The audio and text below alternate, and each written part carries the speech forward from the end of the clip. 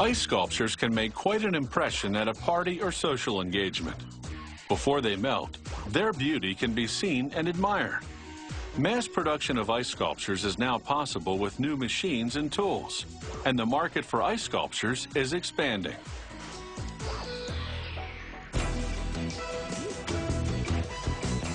It's a curtain of ice, and it's in demand for big events.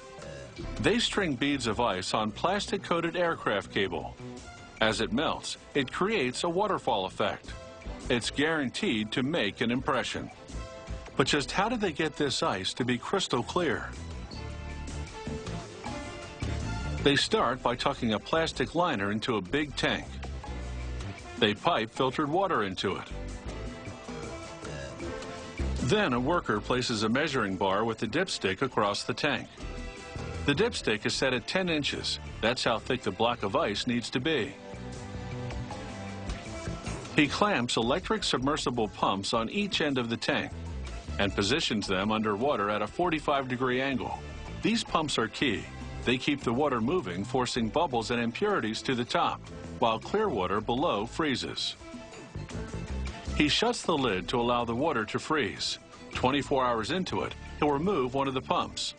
3 days later, he probes the ice under the watery surface with a pick. It needs to be level, so he checks the entire ice surface with a measuring bar. Next, he siphons off the excess water with a wet vacuum. He'll take off a couple of buckets full.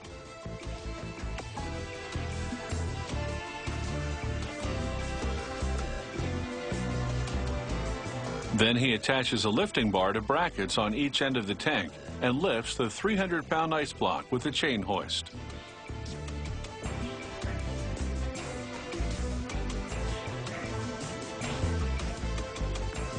Now he peels away the plastic liner and inspects.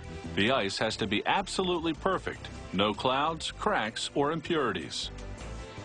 Because water expands when it freezes, the block is a bit too thick. So they slice off the excess ice with an electric bandsaw, trimming it back to the desired 10-inch mark. The steel blade cuts cleanly and evenly.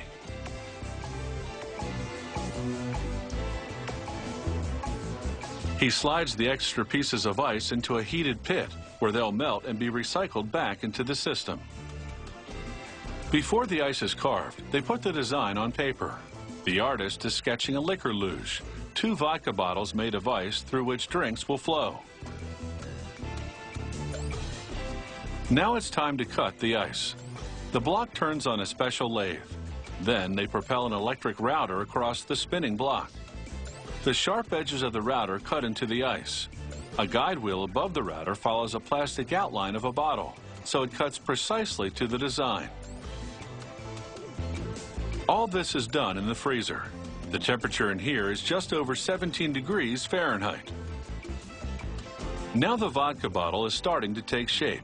It takes about 4 minutes for this machine to carve it. This task couldn't be performed as quickly or precisely by hand. After the carving, the worker brushes off the ice shavings. Then it's time for the blowtorch. It melts the frost so the ice looks like glass, through which you can clearly see the label and plastic tubing that have been frozen inside. Now we have the finished vodka luge, which will be used to serve drinks at parties.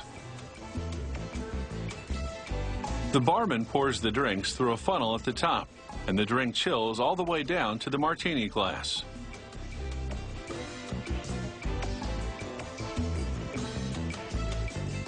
If a fish fountain is more your style, this is how it's done, the old-fashioned way.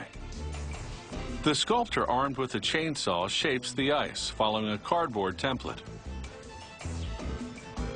She smooths the ice with an electrically powered disc grinder, then cuts in detail by using a die grinder with a triangular bit. She dusts off the snow, and then polishes the ice with a blast from the blowtorch. Now that's a work of art.